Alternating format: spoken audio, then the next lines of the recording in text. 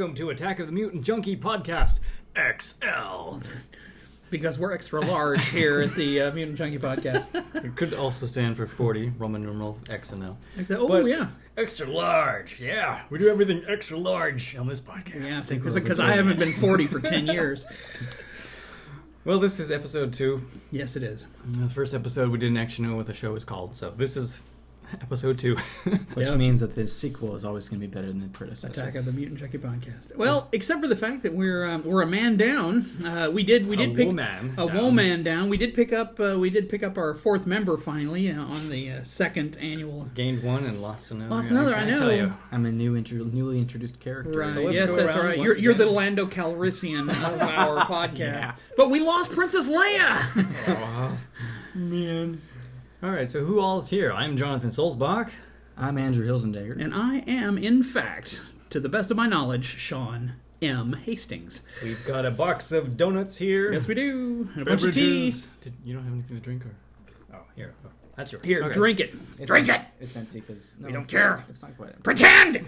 Wow. In the absence of content, we have food and drink. Food, drink, and a lot of passion for a lot of things that nobody else gives a rat's dingo's kidneys for. Rat's dingo's kidneys.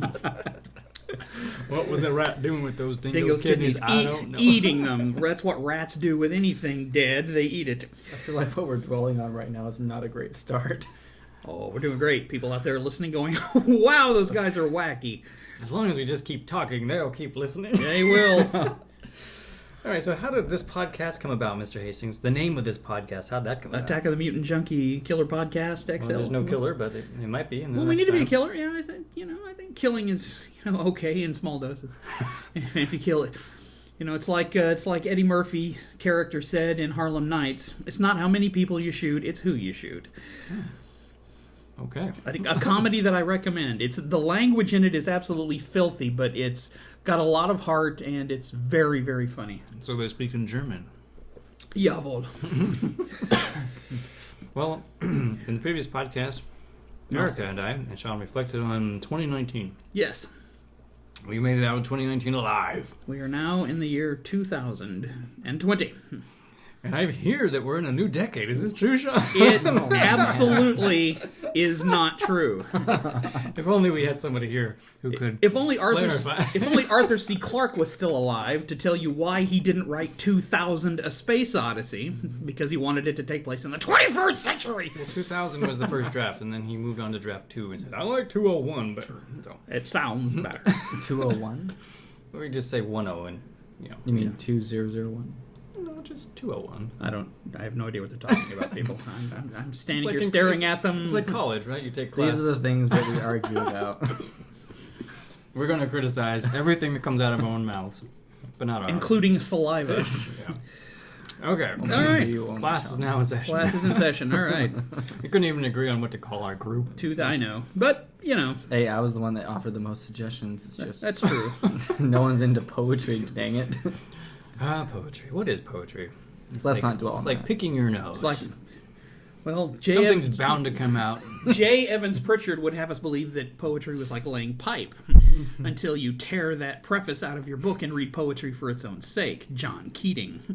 Is that a quote on a quote? That is a quote from Robin Williams from the Dead Poets Society. That was one of the first things they did in the movie was Good movie. they tore the beginning out of the book, which was "What is Poetry" by J. Evans Pritchard, Ph.D., and they read it, and then he looked at the class and said excrement. Wow. Because poetry was more than laying pipe. And I agree. Okay. Next! What do you guys want to talk about today? Well, nobody's talking about the rise of Skywalker. We should probably talk... Nobody's talking about that, and nobody in this room is going to be anyway. I've had it with that. We all feel passionately about Star Wars. We do. And, excuse me, but I'm eating a donut. Yeah. An old-fashioned cake donut. Well, I could stick a sock in my mouth, and then we can, both have the same timbre of voice. Ironically, the sequel trilogy that was meant to get us as far removed from the originals and onto a brand new thing that's labeled by Disney, it's now something that we actually are pushing ourselves away from. In fact, from the entirety of the franchise for some of us. You are disenfranchised. Is that what you're getting at? I wasn't going to say it. Although we should retouch on the fact that normally Erica would be here with us today, but she is somewhat ill. The weather is sitting on top of her, as they say, and her voice is going, and she is kind of puny today. So we're giving her the day off. She's with us. She's not participating. Yes. She's listening to the soothing words. Well, she's not. Well, no, she's in the bathroom. That's what made me think of it. She walked past the back by sight line and went, "Oh yeah." The bathroom is preferable to our podcast. Oh boy. Wow. So I don't think Andrew was prepared for how disjointed, how unprofessional this podcast. How unthematic. No, we're as professional as the next guy. We just don't, This is pretty close to what I was expecting. I mean. How dare you, sir? Good grief. We have higher caliber than this. Raise your expectations. Listen to other podcasts. Tell me that other podcasts don't do exactly what we're doing right now. That's my point, actually. We're fine. Not a lot of podcasts are much better or much worse than this. So. Yeah. Wow. I feel there's nowhere to go Faint but up. praise indeed. All right. Nowhere to go but up. All right. Well, up is relative in three-dimensional space, so I guess, nowhere to go but over there. TARDIS. TARDIS. Is this the new thing that we're actually going to be discussing for the next few minutes? Or? Time and relative dimension. I don't know. It depends on the tug of war. There will be no editing of this podcast. No. Well, I thought of asking, what does storytelling mean to the three of us?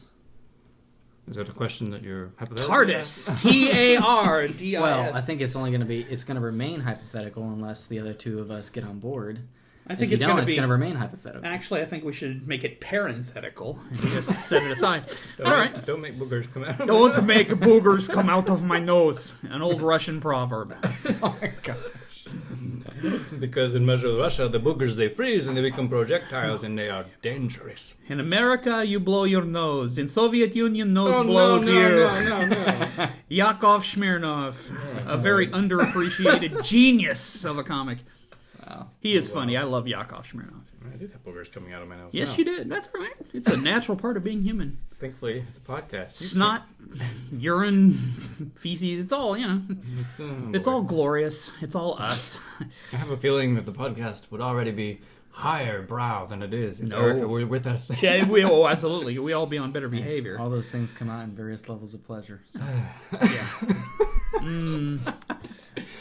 So, you mentioned, I mentioned TARDIS. TARDIS, yeah. You mentioned storytelling. Well, Doctor Who is some of the best storytelling in science fiction. So, what's a topic that you'd like to mention? Maybe that's what we should do. Maybe we should mention something that's on our minds and talk about that. Well, in terms of science fiction, I'm really looking forward to the Dune adaptation. I'm really hoping that's How many times has Dune been adapted? Just twice now. I thought it was once. No, we had the miniseries that the Sci-Fi Channel did back in the 90s, I think it was, and then of course back in the early 80s we had David Lynch's in fact David Lynch's version of the film was endorsed by oh, come on, brain, help me. The guy that wrote Frank Herbert. Frank Herbert, yeah, thank you. Frank Herbert was actually on set, and a newspaper reporter asked him, said, "Mr. Herbert, how do you feel about what they're doing with your baby?" And he looked him in the eye and said, "They're taking my baby and making a really darn good movie out of it." So Frank Herbert loved David Lynch's version. I like David Lynch's version. I watched it and I loved it. I know. Kyle MacLachlan. I think the film probably lacked a lot of heart that people usually try to get out of a movie experience, but that film was definitely exploring some really good high concepts. Oh boy! Have you both read the story? No, but I used to work with a guy who had read the whole thing, and I basically spent most of, better part of 6 months picking his brain, so I kind of know the whole story. Read a book or pick somebody's brain. Pick somebody's brain. Well, see, I need the Cliff Notes, or in this case, the Carl Notes. But it's one of the things that's on my list. I would like to get the audiobooks and listen to the entire Dune series, because the God Emperor of Dune sounds like a really cool story. Yeah, there's several novels, aren't there? Mm-hmm. There are, and the Frank Herbert's son has actually written follow-up novels like The Children of Dune and stuff like that. So it's a pretty pretty well developed piece of literature. The entire franchise is. It is by will alone that I set my mind in motion. It is by the juice of Nauvoo that the thoughts acquire speed, the lips acquire stains, the stains become a warning. It is by will alone that I set my mind in motion. That is the chant of the Mentat. Even though technically in the books they didn't drink anything called the juice of Nauvoo. Mentat was just training for your brain to become a computer. Because they couldn't have computers because there was, in the prehistory of Dune, there was something called the Butlerian Jihad where all the robots and machines revolted. So they killed them all, and that's why they have to have the spacing guild. They don't have mechanical navigation. They use the spacing guild to get them from place to place. Everything's biological, and everything is done by humans, which is why they have mentats and no computers. You're describing the world of Dune? The world of Dune, yeah. Yeah. It's like the superpower where they actually use the spices of Arrakis, right? Yeah, the Arakeen sandworms, yeah. To elevate their mental pathways, to elevate their ability to think. And it's actually, like you said, there are no computers. They literally use the spice to enhance their mental capacities. All right, quick role-playing game. All right. I'm a powerful movie executive, and I can make a movie. If you pitch it to me, tell me about this Dune thing, and why should I make this movie? What should you make, Dune? What is it? Why should I make it? Why do people go to the theaters and watch it? Well, someone's already doing that. Like, What do you? I don't know anything about that. I know what's happening at this table right here, right now. Well, if you're talking about a lot of money, why don't we do a remake of Metropolis? I'm like talking the world about is needing? Dune! No. It's the word on everybody's lips this season, and I want to know what I'm it actually going to is. side with Sean on that. Let's do that. Let's do Metropolis. The studio. No, you're fired! No, We were never hired to begin with. All right, you failed my game. I know, but you want us to basically tell you about Dune? No. I'm thinking that most of the people who tune into a podcast, I'm like, what are they talking about? Oh, well, I mean, I'm sure most of the people who listen to this podcast already know that we talk about science fiction a lot, so they're going to go, oh, Dune, yeah, I know Dune. Well, Dune is a book series by an author named Frank Herbert, and it... You're rehired! Thank you. And it basically details a future version of humanity. I think it's a couple million years from now where we've colonized 12,000. different... Is it 4,000? I thought it was 12. Oh, yeah, okay, 12,000. Yeah, because the beginning starts in the year 12,191. The Padishah Emperor Shaddam IV controls all of known space. You've lost my interest. You're fired again. Okay. If you don't want to make the movie, then... I think we need to slow down. What I want to hear is there's action, there's romance, there's travel through the stars. Kind of. There's travel through the I'm not stars. sure if I really sided with this facilitator that we have. Well, they do travel through the stars with He's these going giant... at a very Abrams pace. If you take a human, shrink his torso down to nothing, make his head bigger than a truck, and give him a vagina for a mouth, then that's what you've got. That's the closest to sex, I guess, as you get in it. Because the what's her name? What's his name? I'm asleep now. I know it's anyway. What's because So let's they talk do about what you guys want to talk about. what we want to talk about. How should I know what you want to talk about? I don't know. And Andrew, go. Okay, let's see here. What are some stories that we're wanting to work on ourselves? Our own original works. Sean, Do people start. Do people want to hear about our stuff? Do you think, or Does anybody want to hear this podcast? oh, I'm sure they do. Oh, absolutely, want to hear this podcast. This podcast is about stuff that is interesting to us. Forget everybody else. Sure. Let's talk about things that are I interesting. think this could have been more gripping with maybe a basic outline of what would have been discussed. Oh, no. Actually, we should call This is where the fires of... It really is. No, I like the idea that we're just kind of spitballing the whole thing because it makes us think. Well, I disagree with lack of structure. I Well, like that's- structure. Okay, anyways, are we going to go with this? very though? Like the monotone. whole, Oh, sure. I mean, I love. tell us about I your- love talking about myself and my stuff. Good grief, I've got a healthy enough narcissism that So when we're not recording, we naturally talk about these things. There's a give Yeah. and there's a take, and there's let's jump to this topic and that topic. But once you start recording, it's like, ooh, I need to sound cerebral No, and I need to be on point. Oh no, not at all. I'm looking at not Sean. I'm looking at Andrew. I'm reading more and I'm writing more, so I'm putting my ideas together, sir. It's just this. Well, I we're guess all we over could. The place. I guess, and you know what? It's nobody's ever organized and created a podcast during a podcast. So I guess that's what we should do now is decide, do we want to... How should a podcast How should a podcast go? Should we divvy it up? I mean, should we do the first half of the podcast where we talk about pop culture and normal things, and then the second half we all talk about what we're working on? Because each of us are working on our own individual... Let's save that for the very end. Okay, we'll save that for the end. Those who want to hear it, they'll stick around. And if they don't, then, they can go all straight... But if they like everything else we have to say, maybe they'll want to know, well, what are these guys working on? They're so judgmental of everything they've seen and watched. So what are they writing? Let's find out what they're writing so we can crap all over it like they are. Well, I do just want to say that I'm really looking forward to Dune for this year, because the guy who... I cannot remember his name now, which makes it not very good credibility. Arch Hall Jr. No. Alan Ladd Jr. He's the director of Blade Millard Runner 2049. Oh. And he just rendered that film in a beautiful way as a sequel to the original Blade Runner. So, given what he accomplished with that film, I can't wait to see what he does with Dune. Well, given what Blade Runner is, anybody else that directs a Blade Runner is simply known as not Ridley Scott. So that's my name for him, is not Ridley Scott. Which of the 7 versions do you watch and of Blade enjoy? Runner? Oh, well, honestly, I don't really need an answer to that question. There's only 3 versions, aren't there? No. There's the theatrical release. There's the director's cut. There's the European release.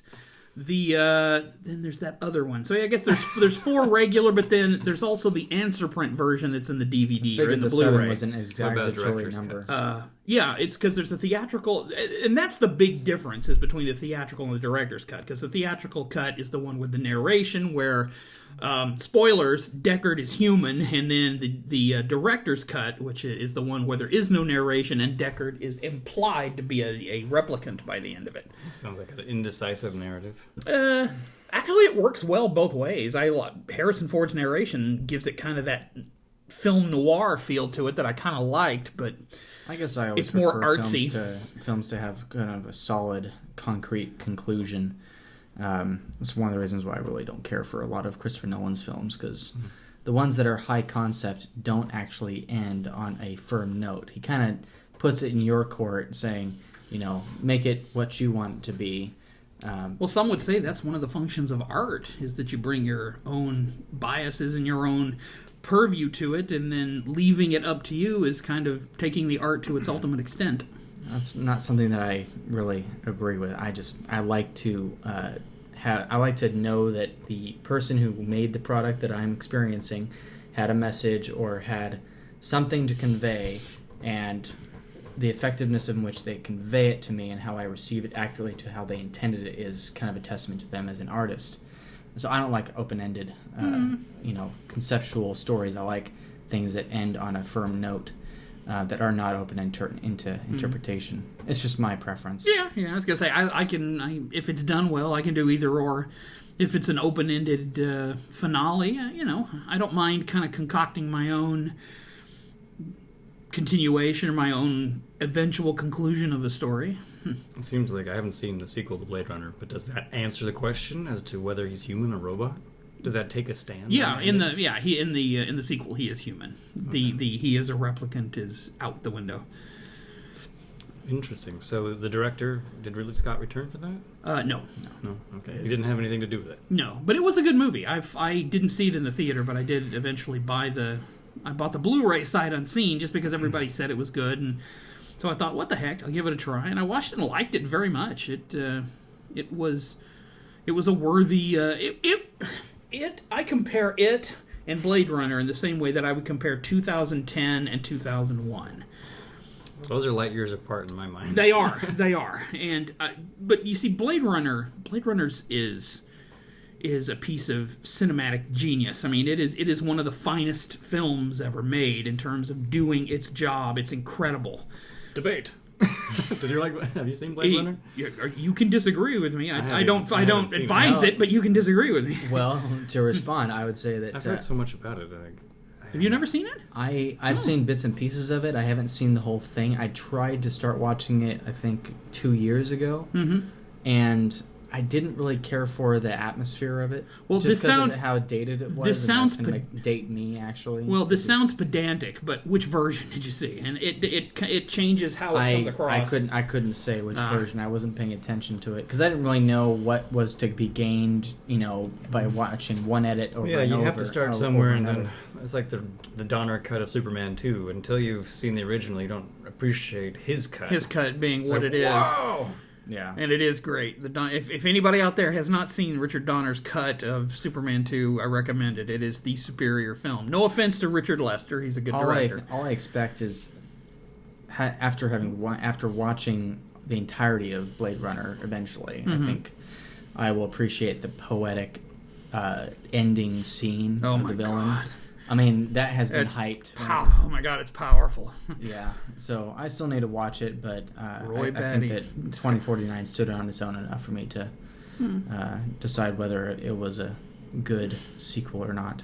This makes me think about not just different directors' cuts, but revisions to stories.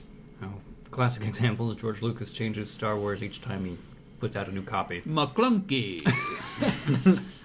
But we also know that some directors are unhappy and they're given an opportunity to make a director's cut, like Star Trek: The Motion Picture. Oh yeah, Which Robert I- Wise. Which Yeah. I thought improved It did. significantly. Well, they didn't let him finish the movie. I mean, Star Trek: The Motion Picture they said, we don't care where you're at. Give us a cut. We need it. It needs to be released.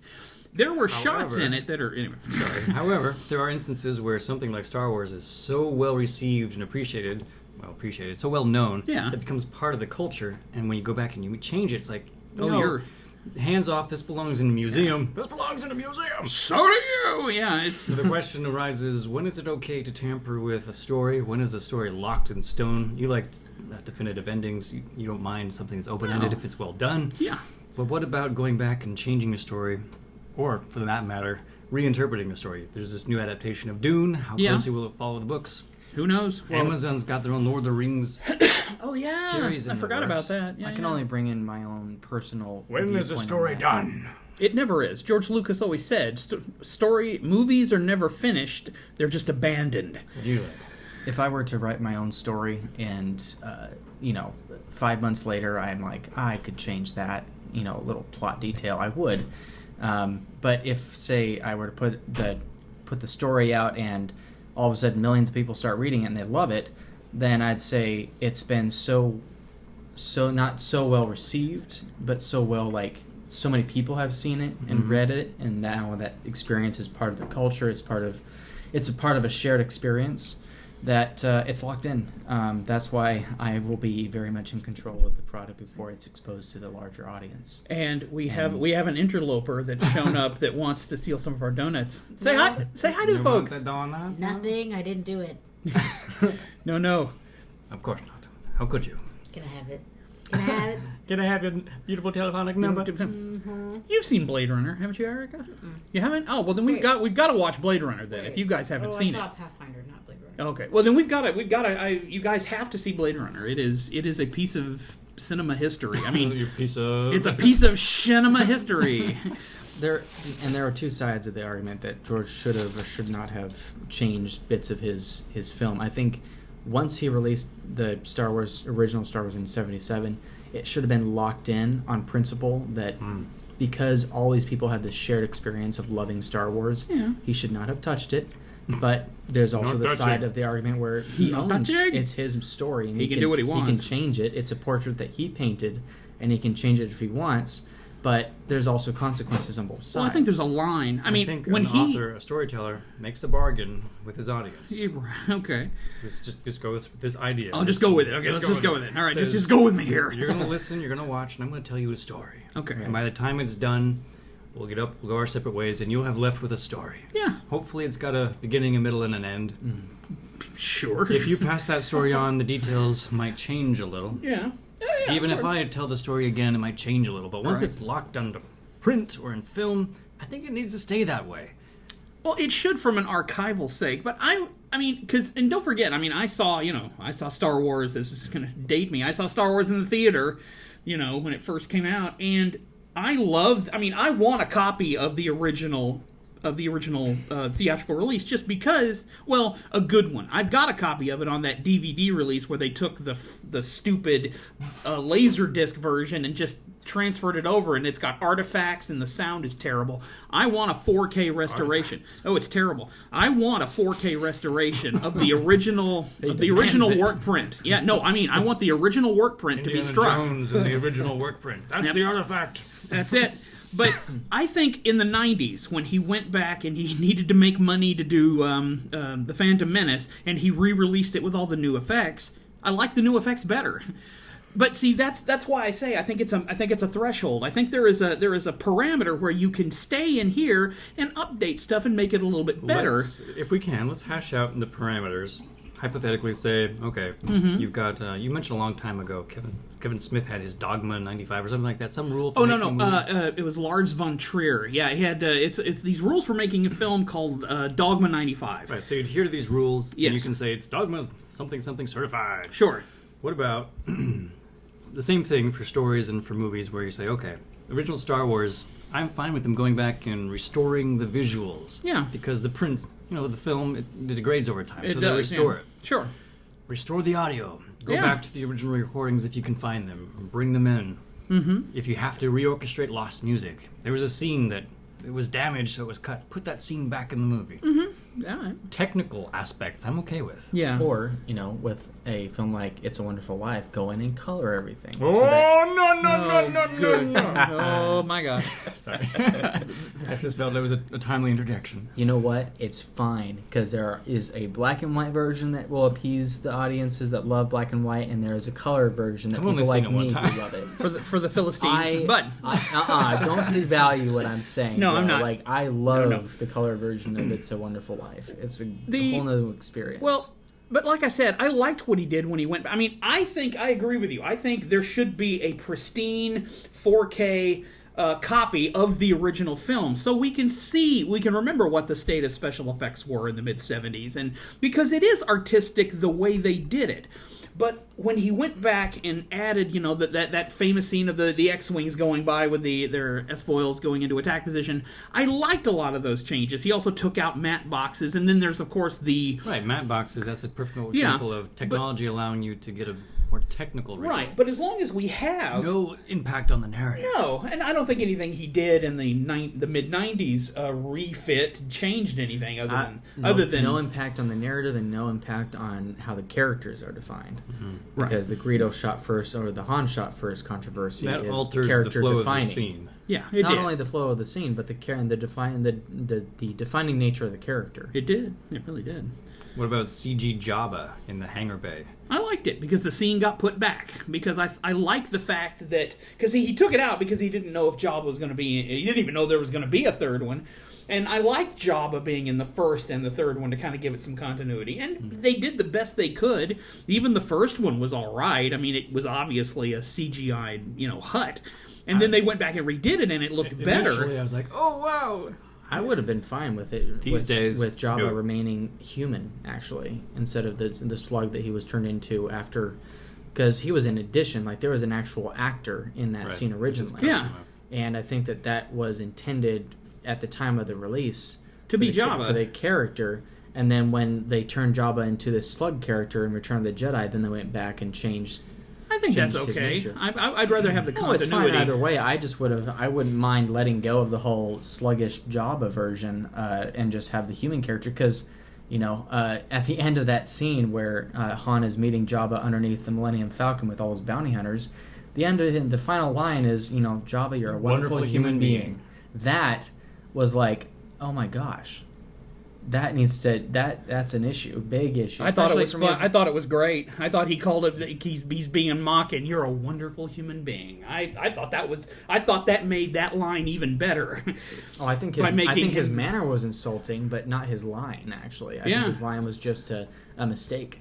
Nope. A I production think it was mistake. funny. I thought it was really good when he called him a wonderful human being. That is him slapping Jabba in the When face. the special edition came out in theaters, I was so glad that they put that in there because I had read about it. But now, after we recently watched it again, I'm like, you know what? This ruins the setup in Return of the Jedi when you see Jabba for the very first time. first time. Oh, yeah. And he looks so much better than CG Jabba. He did. Oh, he did. That Sorry, that's terrible. Wait, seeing him for the first time? We don't see Jabba until Return of the Jedi. Yeah, that's true. It's ruined by putting him into... Oh, we don't see that version of Jabba, because again, he was a human in that. It would have been ruined in 1982 when we first saw the series, but now that we know what Jabba looks like, and everybody knows what Jabba the Hutt looks like, I think... It's a reveal. Yeah. So if you reveal, spoiler alert, Luke's paternity in A New Hope, just cause there's a new scene. Right. Just cause we got it. You know? I mean... Well, yeah, we all know, but that just undercuts it. I think you need... Sorry, I don't have any basis to back this up. I think it was a mistake to show a CG Jabba. Right. They should have left the scene out. Yeah. Or a lot of things because you don't learn anything important in that scene. Yeah. No. You already know that he's got a debt because he mentions that to Han. He's like, this is going to really help me out. Right. And Greedo says, Jabba has been looking for you. Just put a bounty on your head, blah, blah, blah. We already know Jabba, the bounty. We don't need to see Jabba. Right. Let alone an inferior CG Jabba. Yeah, but I guess the word Jabba. The only argument I could give is you don't get any extra protein from the blue cheese on top of a steak, but my doesn't it make it taste better? I disagree. I don't. I don't like blue cheese. I think you're a fool, sir. So it comes down to cheese. And your opinion is worthless. Worth less than yours? Impossible. I think never. Omit CG Jabba in that scene and leave him be a human, and then he appears again as a human in Return of the Jedi. Oh my god. Yeah, that wouldn't cost a fortune. Identity crisis Jabba. Yeah. I understand it used to be in the script, and they shot it, blah, blah, blah. Blah, blah, blah, stuff, whatever.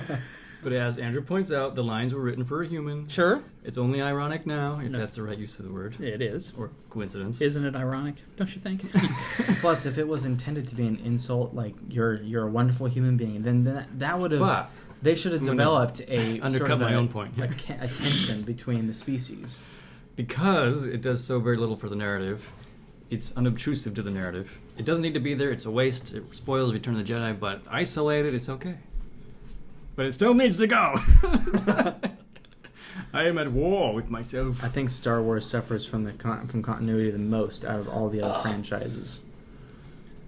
So we know that a bunch of content was cut from Lord of the Rings, but we got that in the extended editions, or lots of that content. Right. Mm-hmm. And I like the fact that there was like Tom Bombadil. There's a distinction between theatrical cut and extended. Mm-hmm. I think George... Some of the scenes were edited differently, but they weren't better or worse than the edits that came before in the theatrical versions. They were just different takes that flowed just as well, and I thought that's a unique achievement for... adding an extended version of a film, of a theatrical cut, for both edits to be equally effective. Like, when those films first came out, I was hooked on Lord of the Rings. I loved it at the time, maybe even more than Star Wars, because there was... What is this thing you say? There was better story. Well, there was a story. Better story. Yeah, there was a story. I like Star Wars, but story's never been the focal point of Star Wars. Not really. No. It's the camaraderie of your characters and the interesting places you go and see. Well, our mutual roommate, Daniel, who shared as a roommate between me and Sean, he argued initially on something that really challenged me to let go of my misperceptions of the original trilogy. Luke doesn't actually have a character arc whatsoever in terms of internal change. He wants to become a fighter, part of the... he wants to join the rebellion, and he does, but that's only a technical change in title from farm boy to rebel fighter. He doesn't overcome anything other than using the Force a little bit to actually blow up the Death Star with that ion cannon. That's it. I mean, or that ion torpedo thing. Learns to use the Force. And the Empire Strikes Back, he actually tries to get trained as a Jedi, but then he fails in that. So Luke doesn't actually grow until Return of the Jedi. There's only a little bit of a hint of his arc. Unfortunately, he doesn't grow in Jedi. He's already fully formed. Between Empire and Jedi, he's become a Jedi Master. Yep. Somehow. Well, I see you have Jedi constructed a new... Almost Jedi Knight. Sorry. I misspoke. But there's a little bit... Yeah, John. God! Get it right or get out! He does overcome fear, though. There is a little bit of character development during his fight with Vader. Do you remember what he says to Obi-Wan when he's saying, I can take you as far as Anchorhead? I can't get involved. I've got work to do. So he wants to go and fly and fight the Empire. I like the Empire. He hates I hate it. And by the end of the movie, he's in the rebellion. Yeah. maybe there's not a huge emotional journey that he goes on, but he's in a different place and space. I mean, he lets go. He lets go of it, but there are no emotional beats that show that that heartfelt transformation. The most emotion He you just get does out it. of him is, there's nothing for me here now. That's Yeah. it. That's it. You're the only people that you have ever known your entire life that have raised you burned to death, boy.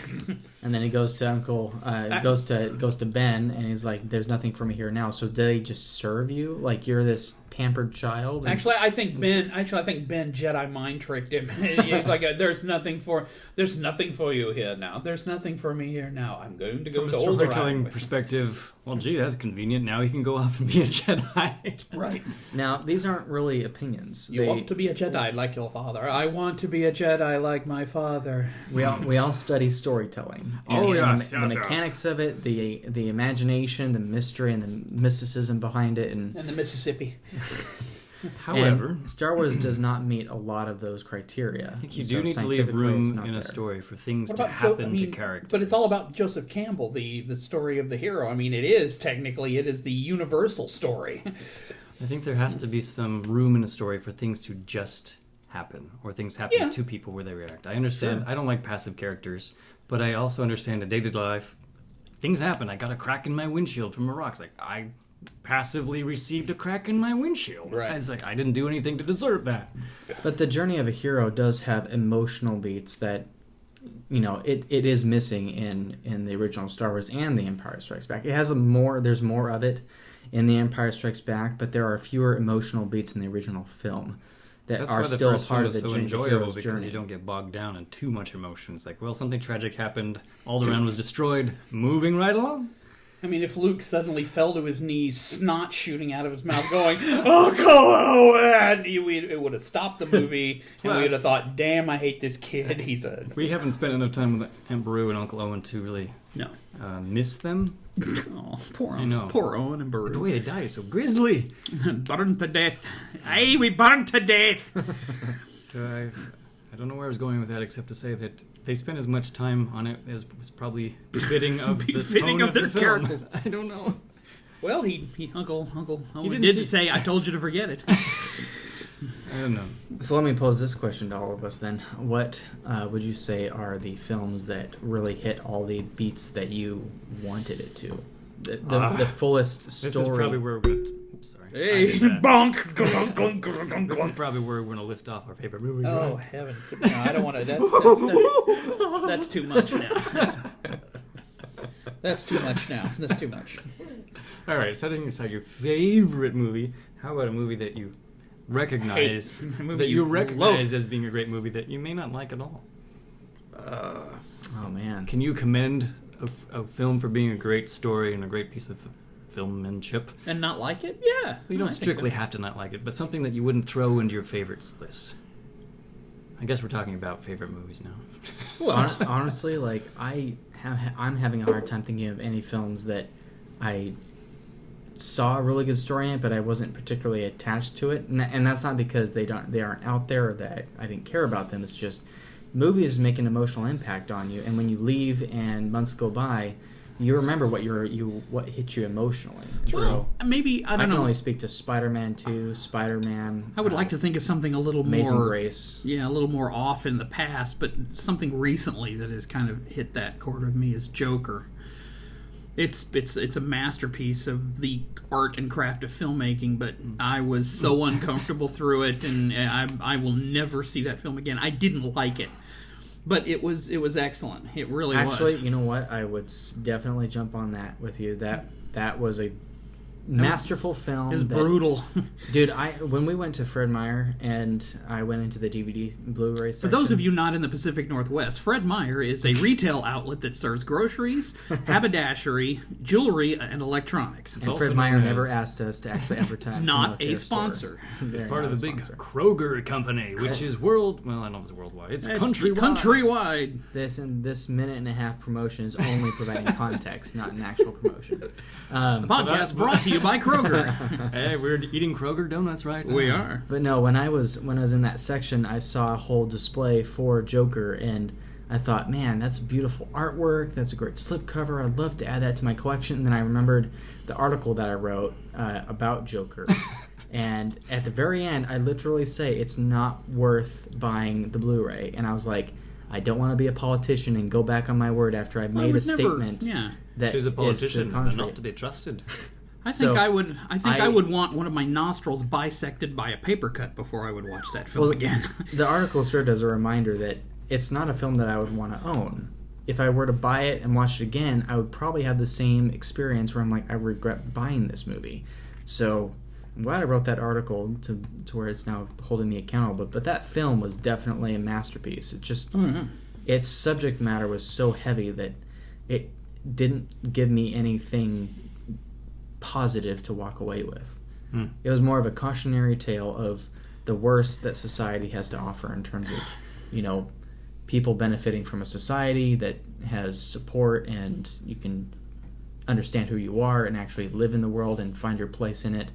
It is the exact opposite of that. And so it's the antithesis of everything that we should strive for.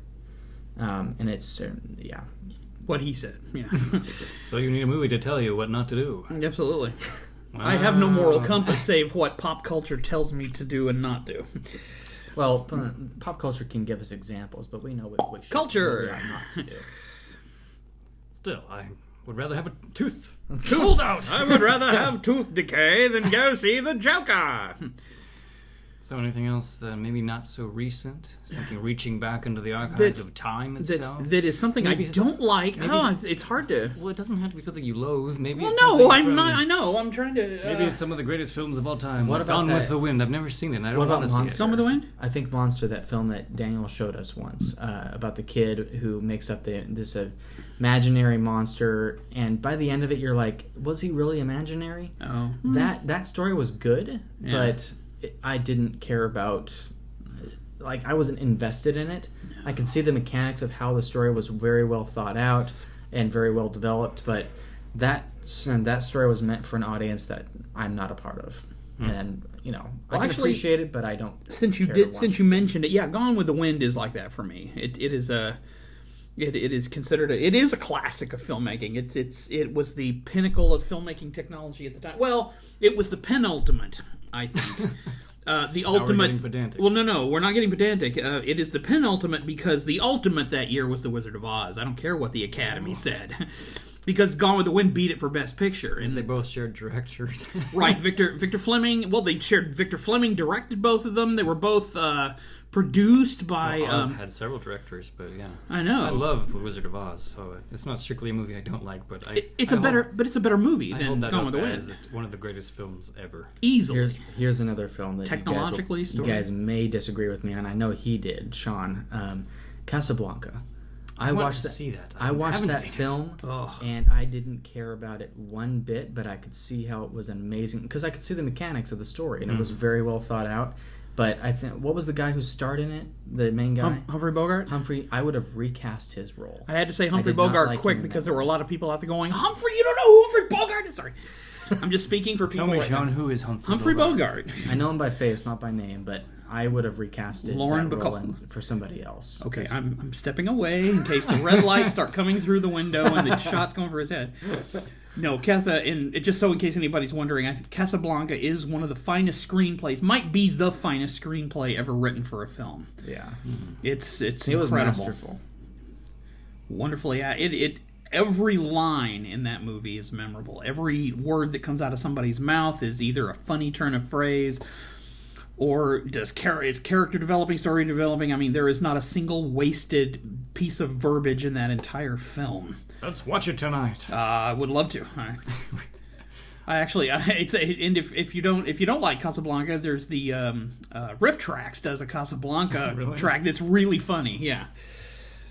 I had to watch Citizen Kane, and Oh my gosh, I love Citizen Kane. and I recognize that as Such a good film. a triumph. It is. Oh my gosh, it's a And I masterpiece. have no interest in ever seeing it again because I didn't care for it. Well, I didn't- yeah.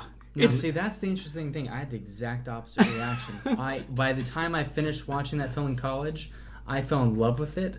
And then now that I'm older, I rewatched it. I'm like, I'm buying this. I love it. It's just, for some reason, the person that they chose to cast for the main role Like his performance, I felt his emotion. Who was that, Sean? That would have been Orson Welles, the guy that also wrote and directed it. Was he an auteur? He was very much an auteur. He played Charles Foster Kane. To your point. So Citizen Kane. I don't feel so bad about not liking Humphrey Bogart, right? Yes, Humphrey Bogart. Okay. And also Claude Rains was in it. I do not feel as Invisible bad Man? about having no attachment to his performance in the film Casablanca, because I love Citizen Kane so much more, and I'd say they are both of equal caliber as cinema.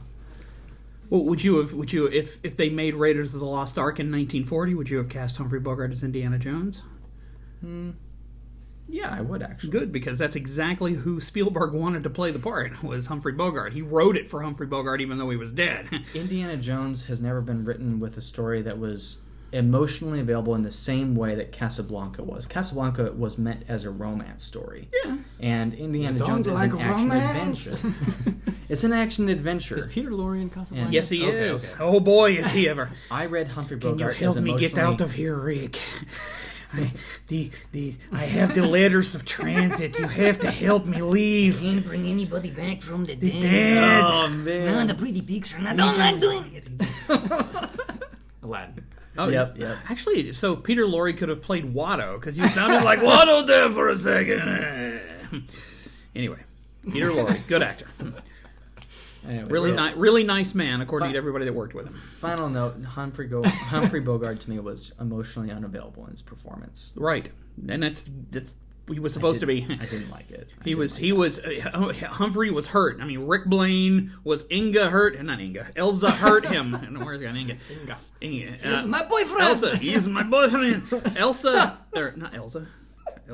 Elsa Lund. Yeah, she hurt him. So of course he's going to be cut off. That was the whole point. He loved and was destroyed and cut himself off from everyone. That's exactly what he was. Character, then that's Then that's, I guess, part of his nature. And at the end, that's the whole point of the ending, is he finally discovers that he loves her so much, he's willing to let her go off with the person she's meant to be rather than be with him. See, It's agape love. It is agape love, not this tawdry, selfish love that modern love stories try to shove down our throats and make us choke on. I guess then his character was written in a way that was kind of going against the grain of what I usually look for in a character, because I can read someone as far as their emotions, but I want to have access to their emotions as characters, so for me to get attached. And when they're not actually exposing their emotions as in an external way, then I can't connect with them as well.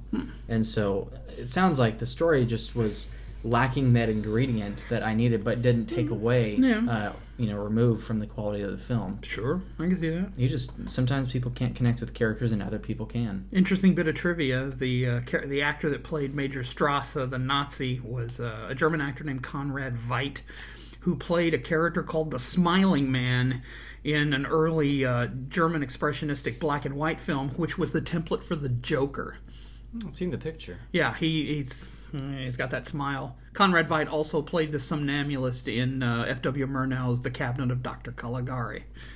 Factoids. History of film. Brought to you by Sean Hastings. History. Hysterectomy of film. Ouch. Yes. Well, I have finished my coffee. I'm nearly done with my tea. I think I need a refresher. Get some more refresher. You guys figure out our next topic. All right. We could. You're gonna leave us? We could talk about Star Wars. Just a smidge. Someone's hungry. I have some. Okay, we'll talk about Star Wars. I'm all right. really not. I Actually, we have to get it out of our system at some point. Okay, we'll talk about so Star Wars. that we can have productive podcasts someday. We'll talk about Star Wars. I have nothing to get on my system. It's just almost dead, so I still have a little bit to offer. But I tell you, if you want to get up and get coffee while while you're getting coffee, we'll talk about the constitutionality of Roe versus Wade. What, is that too heavy? Is that too heavy? Something wrong with something wrong? Is that too heavy? Do we want? Okay, we don't want to go there. All right. Someone with great influence is saying, cut that idea. No, stop it. Our dearest Erica's eyes just lit up like the 4th of July, and it was like, no, for God's sake. No. I think she's also saying stop mentioning. But see, that's the whole problem. Okay. Dealing with the constitutionality has nothing to do with your John, falling on we're moving pro-life. on. It's not. We're moving It's on. about law. We're I moving can't on. defend myself because my voice is gone. Right. It's okay. So we'll stop. Don't I sound wonderful, darling? Yes, she does. Wow, she really does. You sound like Yvonne DiCarlo. And she is We're taken fine by to move Aaron, since and she is taken by Jonathan Solzbach. Oh yes. Such a Don't I wonderful sound voice. mannish? You do. No, No, you don't you sound sound mannish. sultry and, You sound- and ooh. Russian. All right, boys. All right. Hello, darling. Hello. Back to the podcast before I castrate you both. Hey. I don't want to do it either. I'm done. Bring it, John. I've seen those arms. John, do you really want to get into the medical reasons why that would be hard? Let's not talk about the relative hardness. All right. Oh dear. So, Wait until I have the surgery, and then you can do it. I should leave it here. No. wow. No, Erica's comfortable on the couch. She's all cozied up, and now we're trying to make her This feel has uncomfortable. gone from PG to PG-13, and now it's on the verge of R. So we need to bring It's down. pretty much ours. We need to bring it down again. Star Wars. We'll use the Star Wars. a parental rating system for this episode. We can edit this. There will be no editing. I've seen YouTube videos that are worse edited than this audio recording. This audio recording isn't edited at all. It can be though. We either don't air the episode or we air all of the episode. Well, it's an Absolutely. all or nothing thing. I'm very bipolar. I'm you leaning are now. toward not airing You're it. not airing any of them. Oh my God. This is not getting out to the public. All right. So you seem like you have some I have some thoughts that questions have for you. Yeah. All right. Questions that may lead down a rabbit trail, hole, whatever, but are designed to stimulate conversation back and forth. What are we? What are we? Otto, the bus driver? I don't know. Okay. All right. Okay. Questions. It's another game. Oh no. Okay. All right. All right. I like games. Last one went up in smoke, so Let's. I'll No, it play didn't. along We- begrudgingly. No. it's a very simple game. Global thermonuclear war. War's not a game, Sean. No, it isn't. Video games are games. It's an out-and-out hobby. All right. Games are war. This should be relatively easy, and it allows each of us to. We'll do it. A quick round robin. All right. Yeah. So it's called Who, What, Where, When, and How. Ba-ba-da-ba. All And the right. topic is Star Wars Original Trilogy. Okay. Oh, good. Okay. That's the one I'm familiar with. All right, to my left, I'll start with Andrew. Oh dear. And as succinctly as you can, Oh man. with a little bit of embellishment, Oh my word. Wow. or whatever you want. Whatever Please you want. no. Who did No. you see Star Wars with? The franchise or the We're talking movie original itself? trilogy. That would be my dad. All right. For all three films, did you guys like go on a series and? Well, if you want to know the person who partook of the experience with me with each subsequent episode, my dad with the original trilogy altogether, my uncle Kevin with my dad was also with the Phantom Menace, Uncle Kevin with Attack of the Clones, my dad again with Revenge of the Sith, you guys with The Force Awakens, We just Jason and Hannah Comerford for The Force Awakens originally, my first viewing with them. The Last Jedi with Sean, and The Rise of Skywalker with Sean and Daniel. All right, we can limit it to the originals. Yeah. Well, you should have said that before I went on that long He tangent. kind of did. But all right. It's okay. It's okay. That's information. I enjoyed hearing the whole It's thing. all valid information. Yeah. Sean, who did you see Star Wars with? Well, I saw the original Star Wars with my sister and her family.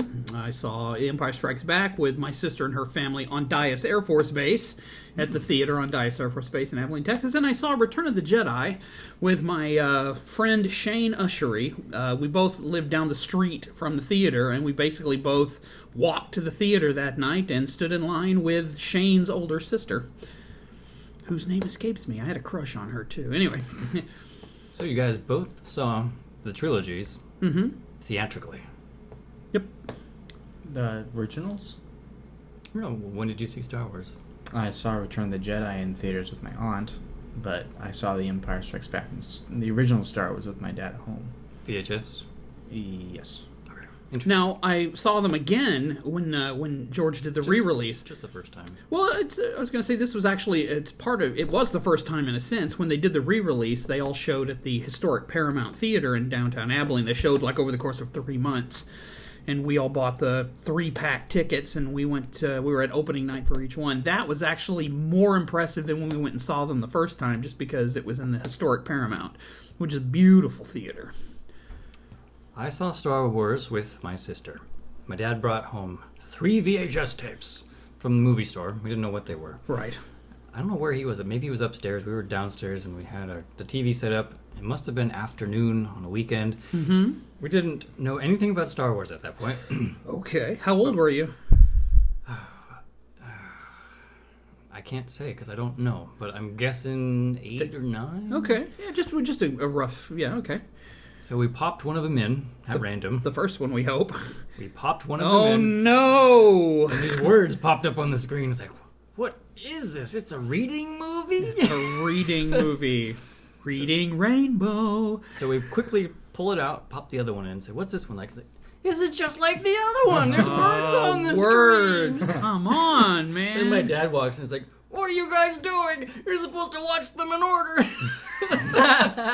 It helps. That's funny. It So helps. he made sure that we watched them in order. Oh, good, good. So I saw Thank you, with Mr. my sister. Salzbach. Oh, And good. I guess my dad must have been there at some point. So, What about your brother? He was not born He was not born yet. Oh, wow. oh, so this would have been before 91. Okay. Okay, Wow. Yeah. 91? Yeah. before 91. That's, an old that's man. when Dan was born. It's 91. I want to say yes. Okay. I want to say yes, but something in me says no. So, all right. All right. Which was the beginning of that decade. Yes, it was. You might have mentioned this. I wasn't sure. So, what age were you when you saw the original trilogy? I guess you could say when you started with I Star think it Wars. was probably, that was a little foggy, but maybe 6. 6 years old. Probably safe age, yeah. Safe Okay. to assume it was 6 years old. And how old were you, Sean? Well, if I saw it when it opened, I would have been 5. But I saw it a couple weeks after because it came out like 2 days before my birthday. 'Cause my birthday's on the 29th, and this came out like on the 25th or something like that. It came out on the 20th something. So no. So it came out before So I was when I saw it, I was exactly 6 years old. Okay, so if my brother was born in 91, late 91, I had to have been. You were born in '84, so that's you were No older than 8. Yeah, you were 8 or so. Okay, wow, math! Math. It has its uses. Mant. All right, so those were the who and the what. Now, this should be relatively easy. Andrew, where were you living at the time? You world traveler, you. Oh, yeah. Well, I was backpacking on the streets of Uganda. No, I'm just kidding. No, I was in Yakima. Yakima. Washington. You grew up in Yakima? Yeah, until I was 12. I just learned something. I thought you were Puyallup all your life. No, you kidding us? He looked like he's from Puyallup. Come on. I don't know how to take that. No one asked me when I saw Star Wars. You know what? Oh. When did you see Star Wars? Shout. I was 6. She was 6. When, who did you see it with? Brooke, my twin sister. Brooke, her twin sister. Fist bump. All right. All right. Sister. We weren't supposed to watch it. Why not? Where were you living at the time? Oh, In my parents' house. I Yes. moved many times. So probably Durian Street in Vista, California. In Vista, California. Why weren't you allowed to see it? My parents said no, but my grandma said yes. Well, grandma So outranked. parents said no Grandma. and grandmother said yes. The colonel said no, but the general said yes. My mom was actually against me seeing Star Wars. Wow. Why? Well, because she didn't like the whole Force thing. She was very Baptist and Oh. very set in her ways in terms of how she understood spirituality. She didn't want me to be influenced by it. But my aunt, who was awesome, she actually let me go see Return of the Jedi. My dad let me see the first 2 films. your powers for good or for awesome? We lived But my aunt took me to the theatrical release of Return of the Jedi, and I saw the Emperor electrocute Luke. I'm like, this is cool and scary. Destroyed. We liked The Empire Strikes Back so much that we watched it every single time we went there. I can tell you It's- probably about yeah, 5 or it's a 6 good- times well, I asked it's my the best dad one. every It's day easily. that I was riding with him, can we see Star Wars again tonight? And he's like, okay, fine. Don't wear that VHS tape out, boy. All right, Mr. Hastings, where were you living at the time? Well, I'm living at 226 Oxford, Abilene, Texas, 79605. I saw Star Not that he Wars. knows exactly. I saw Star Wars at the Westwood Cinema 2 on North 1st. I saw The Empire Strikes Back on Dias Air Force Base at the Dias Air Force Base Officers Club. At 6:01 p.m. 6:01 p.m. And I saw Return of the Jedi at the Westgate Cinema 2 on, I guess it was, what was it, 246 Pioneer Drive. And it was light forecast in the afternoon, slight drizzle. It was actually a real pleasant day. It was nice and warm. I was having a slushie and ice cream sandwich. No, I forget. Popcorn. I had popcorn and a Coke. All right. Well, I was living with my folks, so obviously. Yes. I was on the streets. No, we're gonna take that as a given. So Where were your parents living at the time? we were living in Timberlane, which is development in today modern day Covington. We said we lived in Modern-day Kent. Covington. I think we had a Kent address, but it's what you would know as Covington. Make it now. sound like the Middle East. Modern day Iraq. Wow, I thought you meant like New Jersey. 100-day That's East. Covington, Taiwan, by the way. Just paying attention. All this is in Washington State, in case anybody hasn't. We lived at 26607 188th Avenue, Southeast, Kent, Washington. I was always thrown by the Kent because we were in Kent. We're here. This isn't Kent. What are you out of your mind? Kent. My name is Kent. In Washington, the best place for you to have odd political views and a weird lifestyle and very reserved. Yes. You're describing me to a T. All right, time for when. Andrew, when? This is a broad question. When did you get a sense that Star Wars was bigger than just the movies? Oh, gosh. You have the benefit of going first and also the detriment of going first. Sean's going to be cooking up some answers here. Oh, no, I already know what I'm going to say. Should I come back to you and hit Sean first? I think it was when my dad's friend Dan Chang, when I met him for the first time. I was pretty young, and I got to see all of his action figures, the comic books, and I realized that there was an entire universe of Star Wars just beyond the movies, and I was like, Luke Skywalker is wearing black with a green lightsaber and is trying to save the galaxy from the dark side again, and Leia is trying to help him. I was like, wow. But I never got into the comics, so that was kind of a dead end. So a friend had a bunch of merchandise and... Oh, he was a huge collector, still is, and he has two wonderful twin boys that are eating it up, and they are probably having the greatest childhood they could ever have, anybody could ever have. Toy tanks, comic books galore, action figures, starship models. I mean, you're talking the utopia of a boy's childhood. Those boys are getting. Laser swords? Sorry. Anyways, that's my answer. Yes. Mr. Hastings, when did you get a sense that Star Wars was bigger than just the movies? Well, I mean, I've always been rather oblivious to pop culture, even up into my teens, into my 20s. But I mean, the first time that I understood that this was something big was probably the summer it came out, because it was all over the TV. You couldn't, news programs. People were referring to, droids and may the force be with you was it was on shirts. I mean, it was everywhere. You were inundated with Star Wars. When we'd go to the store, there would be, the Kenner, the displays of the Kenner toys and stuff. It was, I mean, I knew it was huge in as much as a little kid who's not really much interested in anything beyond the four gates of his house, And I never really thought of it much like that. I mean, once I finally kind of became, when my brain turned on and my adulthood kicked in, I thought about it. But it never really, it's just always been a cultural phenomenon for me. So I've never thought of it otherwise. So I can't really think of a time when I didn't think of it as being bigger than just a film. Mm-hmm. I think for myself, I had seen the movie. We don't care, John. No, go ahead. Well, I know you don't care. I guess I do. Listeners may care. I'm just being I funny. care, John. I care. I care. What was that? You see, I care. I care. I care. How we deliver Let's see. Well, it was dubbed. It was so funny about it. But anyway, So growing up with VHS copies and watching them over and over again, but Yeah. realizing that it extended beyond our household, that, movies that I saw, that Yeah. other people have seen these movies too, because I had this insular concept of life, the universe, and everything. Sure. I thought everybody else on the planet, they were all just robots, and I was the only human being, flesh and blood. So I had some, John. some strange ideas about reality.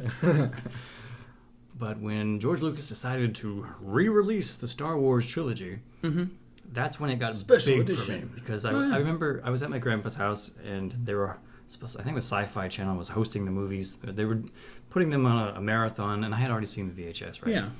But I was watching them, and Carrie Fisher was hosting these segments before they Oh, would go yeah. back into the film. You come back from commercial break. Sure. She'll give you some information, and then you jump right back. She was kind of the Joe Bob Briggs of the. She was the museum curator for, Yeah. for the I archive really of Star enjoyed the Wars. snippets that they had in the special edition before the movie began. And It then was as they were wonderful. doing this, they were showing little promos of coming soon, the Star Wars Special Edition. I'm like, Yes. oh, there's a special edition. Oh, yeah. Wow, so these old movies are getting re-released? That's a big thing. People know about these movies? It must be the ball is rolling, Oh, yeah. and then boom, Kenner rolls out a new line of the Force, yeah. Power of the Force Yep. action figures. And in my world, action figures were king. So if there was an Oh, action sure. figure, there was probably a tie-in, a movie or something. Like a movie that I saw as a kid is being re-released, and there are new action figures for it. And then the games started rolling out. There were games. Oh, boy. Actually, the games had been around for a while, but I became aware of them. Yeah. Like, You sounded like a hilarious kid. Yeah. This John. Yes. It was just all of a sudden, my friends started getting these Star Wars characters, and we would play with them because we played with action figures. And we were doing Star Wars stuff. I was like, wow, I can do my own Star Wars adventures because now I have the figures. Because now my imagination is free. Because without action figures, you can't do anything. Oh, no. But that's when it was. It was the big groundswell around the special edition, first on television and then in theaters, and closely followed by the action figures. It was just like, Well, a thing on action figures, because I had action figures.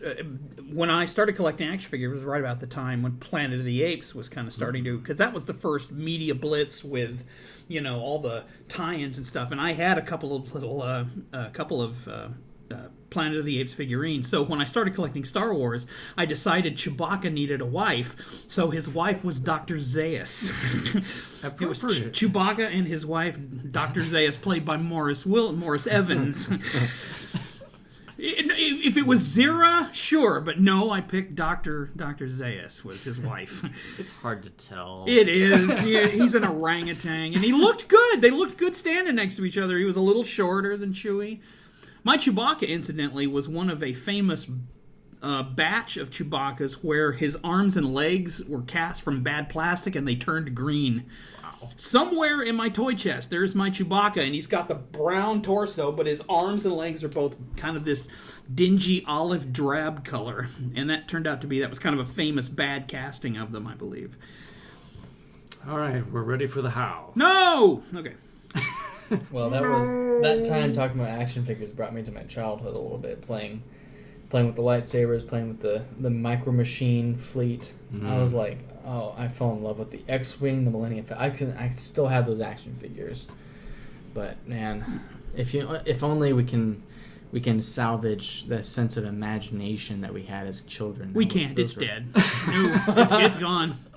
It is as dead as my liver. So, Sorry to hear that about your liver. Yeah. Your liver is still alive. well, It's still living.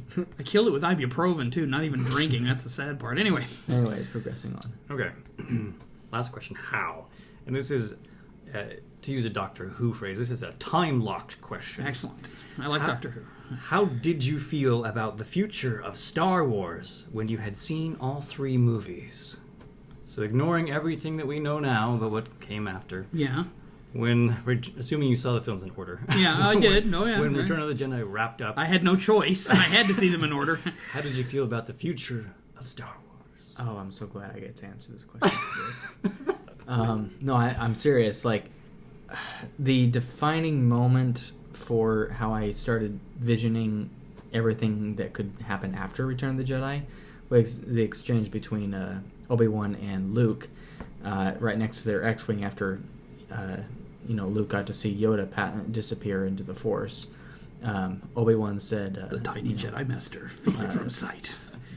Luke when I was when I dazed. first knew him, your father, Luke's father, he was already a great pilot. But I was amazed how strongly the Force was with him. Well, my childlike imagination at the time, I started seeing this Anakin Skywalker character flying in this ship in this massive battle, and for some reason my imagination just filled in all the empty spaces. Just this galaxy full of stories, full of characters, and this wonderful universe of history. And I'm like, oh man, that was when I really started thinking about what the prequels could have been like. But when I started seeing comic books that my dad's friend Jan Cheng owned, I was like, man, Luke's on all these other adventures. But I was still so young that Star Wars was defined to me as a movie experience. And so I refused to read any of the comics because I couldn't hear the laser sounds. I couldn't hear the lightsabers ignite. I couldn't hear them go back into the hilt. I couldn't hear the characters talk. I was like, if I couldn't hear Mark Hamill delivering a line as Luke Skywalker, then whatever lines are written in a comic book is not Luke Skywalker, because I can't confirm auditorily if it is him.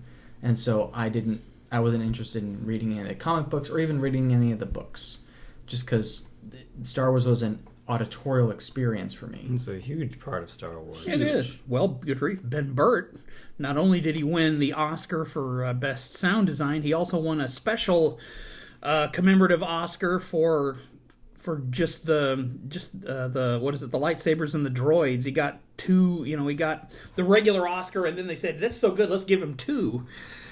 Wow. Mr. Hastings, how did you feel after the end of Return of the Jedi about the future of Star Wars? Return of the Jedi, you mean the end of the Skywalker saga? The last Skywalker movie that they ever made? You mean that movie? Is that what you're talking about, John? I'm talking about 1983. Yep. Yeah, the end of the Skywalker saga. Absolutely, I do remember the end of the Skywalker saga. No, it's. Did you feel it concluded? It's done. I after it was over. I mean, like we kind of, in a previous podcast, I went on that rant about my 13-year-old self.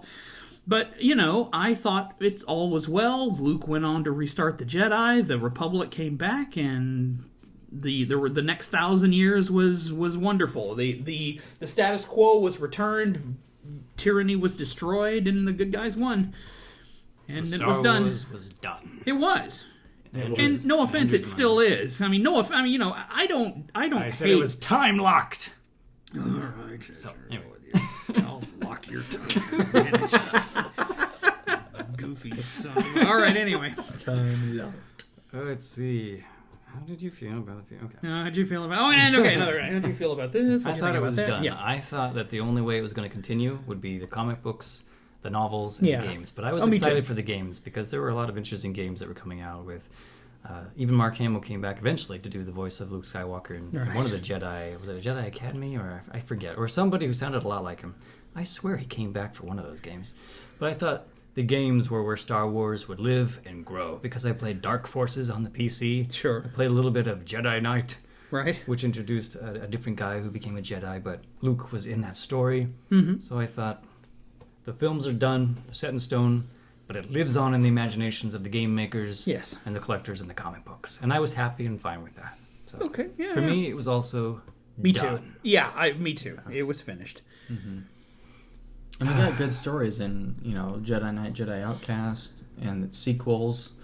A lot of the games that were made in the 90s and early 2000s that were part of the expanded universe were all really good stories.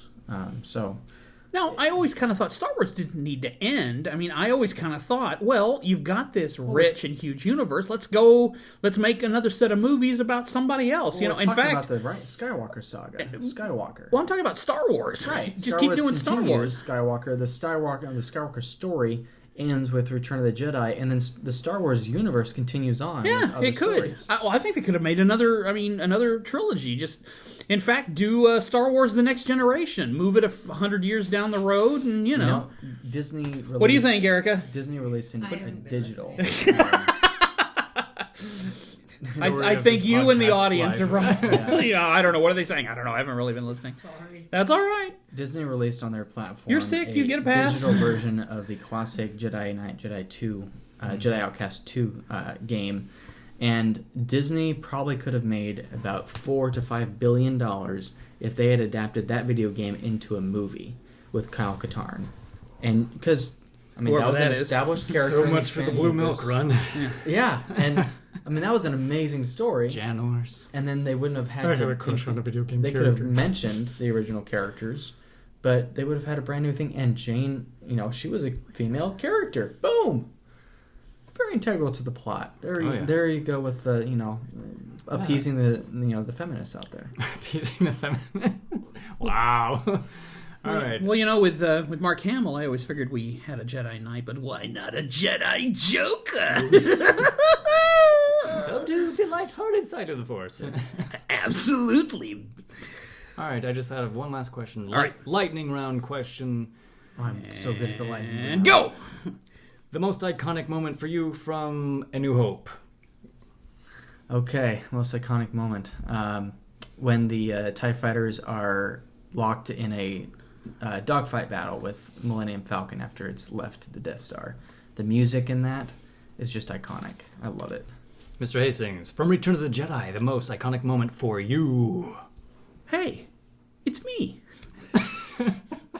There you go. It was. That's always the line I remember the most.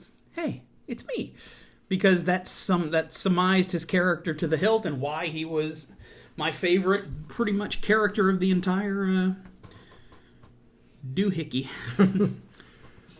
For myself, Empire Yes. Strikes Back. Empire Strikes Back. Luke Skywalker taking out the ATSTs. Mm-hmm. The cable going around the legs and Oh, you mean the AT-ATs? the AT-ATs. Yeah.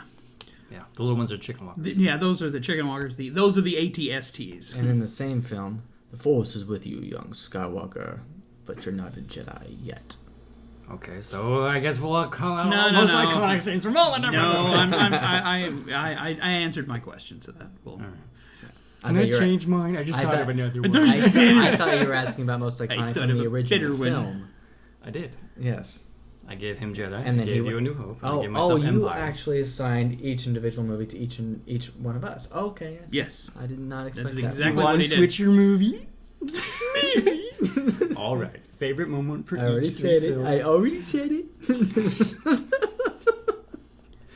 Well, I guess if I had to pick the one from Star Wars, which is what the first movie's called, I don't know where this I know. Hope crap came We from. know. The first movie's called Star Wars.